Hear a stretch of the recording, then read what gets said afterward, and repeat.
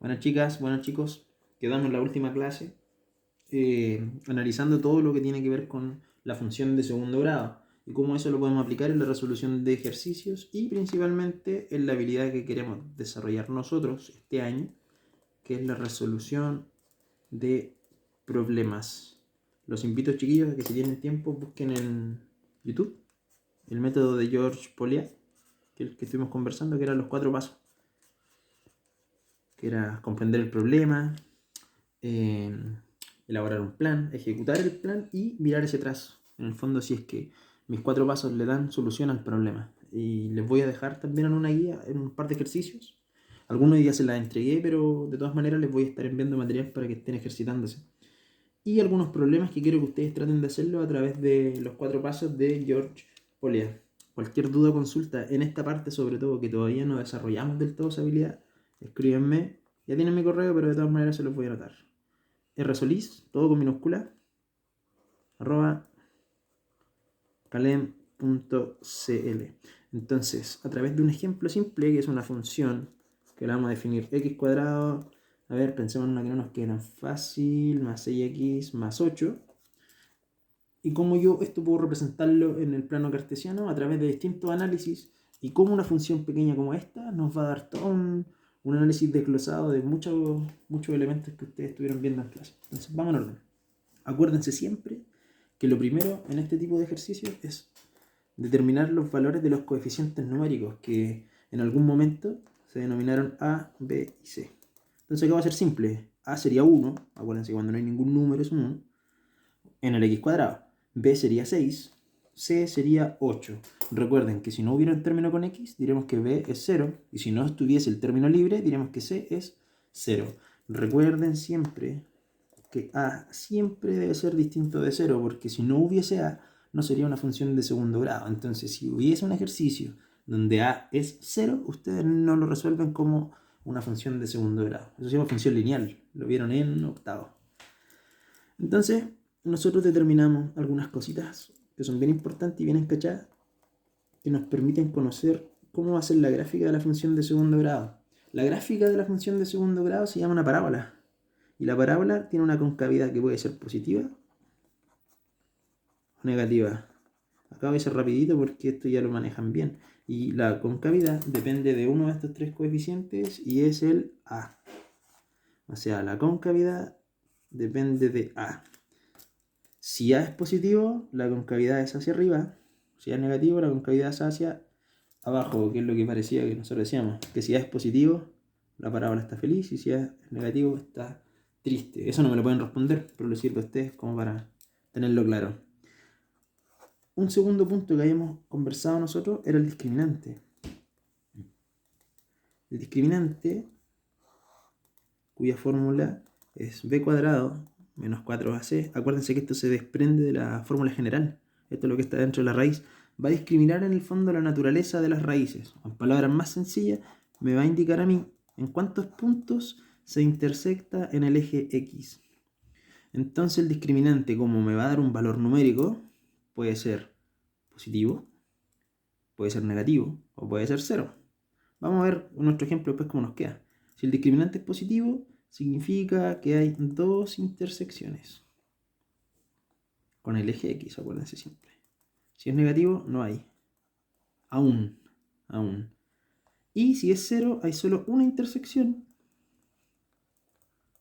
con el eje X. Veamos nuestro ejemplo. ¿Cuánto nos quedaría nuestro discriminante? Sería b al cuadrado, o sea, 6 al cuadrado, menos 4 por A y por C.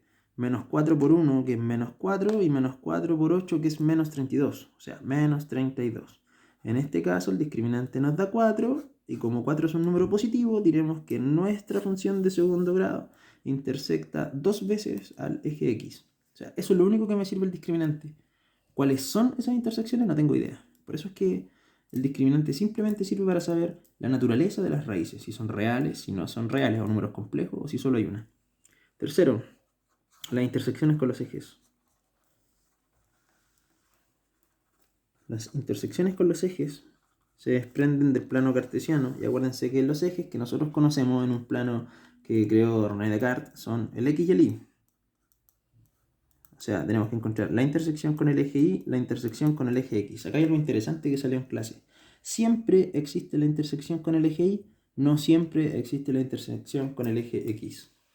¿Cuál es la intersección con el eje Y? El valor del coeficiente C. En este caso, como C es 8, la intersección con el eje Y pasa por el Y igual a 8. Se escribe así, 0,8. Lo que quiere decir que en el plano cartesiano, la parábola va a pasar en el eje Y por el punto 8. No tengo idea si va para acá, no tengo idea si va para acá, no tengo idea. Lo único que sé es que va a cortar en 2 puntos al eje X. O sea, sí o sí tiene que pasar hacia abajo en el eje X. No puede quedar arriba. Ahora no sé si es para la izquierda o para la derecha. ¿Cómo lo voy a determinar? Porque esas son las intersecciones con el eje X. Y para encontrar las intersecciones con el eje X, vamos a igualar la función, o sea, x cuadrado más 6x más 8, que era nuestra función, a 0. Y resolvemos la ecuación. Acuérdense que acá tienen dos opciones, o factorizan o utilizan la fórmula general. La fórmula general se las voy a adjuntar en la guía. Pero yo en este caso voy a factorizar porque es más rápido. Siempre que vayan a factorizar, háganlo. Y pensamos en dos números que multiplicados sean 8 y que sumados sean 6, que en este caso son 4 y 2. Para que una multiplicación me dé 0, acuérdense que uno de estos dos binomios tiene que ser 0. O sea, x1 es menos 4 y x2 es menos 2. ¿Qué quiere decir eso? Yo ya sabía que eran dos soluciones, porque el discriminante nos decía que eran dos. Va a pasar por el menos 2, estoy asumiendo que el menos 2 va ahí, y por el menos 4, asumiendo que el menos 4 va por ahí. O sea, ya tengo una idea de cómo va la parábola, que está acá. Me falta saber qué tan abajo llega, sí. Y eso es lo que nosotros llamamos el vértice.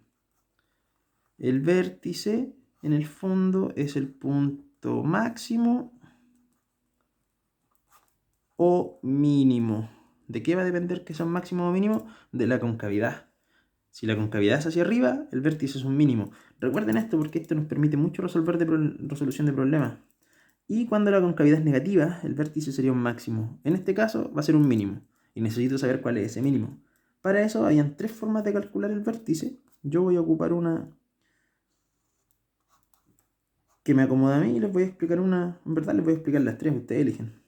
La primera es utilizar la fórmula menos b partido por 2a 4ac menos b cuadrado partido por 4a y reemplazan los valores nomás. Y eso les van a dar las coordenadas del vértice. La segunda es ocupar la fórmula menos b partido por 2a menos discriminante partido por 4a y reemplazan. Si el discriminante es 4, acá es menos 4. La tercera es ocupar menos b partido por 2a, esta es la ecuación del eje de simetría, y reemplazar eso en la función f de menos b partido por 2a. ¿Sí? En cualquiera de los tres casos a ustedes debiese darle lo mismo y vamos a ocupar, yo en este caso voy a ocupar esta porque es más rápida, que sería así, menos b partido por 2a, o sea, menos 6 partido por 2 por 1, que es 2, que va a ser menos 3. Menos discriminante, menos 4, partido por 4a, 4 por 1 es 4. Y acá resolvemos, sería menos 3, menos 1. O sea, el vértice está en el punto menos 3, menos 1. En todos, créanme, lo pueden comprobar, tienen tiempo ahora, 2 semanas. Les va a dar lo mismo. O sea, el vértice es menos 3, menos 1. Acá está el vértice. Lo que quiere decir que esto me da una idea de cómo va a ser mi gráfica. Es una parábola que va a dar vuelta en el vértice y que tiene que pasar por todos los puntos que yo encontré. Eso se llama un bosquejo de la gráfica, que yo lo hago a pulso, ¿no? Si tuviera un papel milimetrado quedaría mejor. Hacer esto es el objetivo de la función de segundo grado, porque esto me permite conocer, como les decía, el punto mínimo, las intersecciones con los ejes, que son eje X y eje Y, la concavidad, el discriminante me ayuda a saber eso, y todo esto es lo que yo les voy a preguntar en una guía que les voy a estar enviando durante el día de hoy.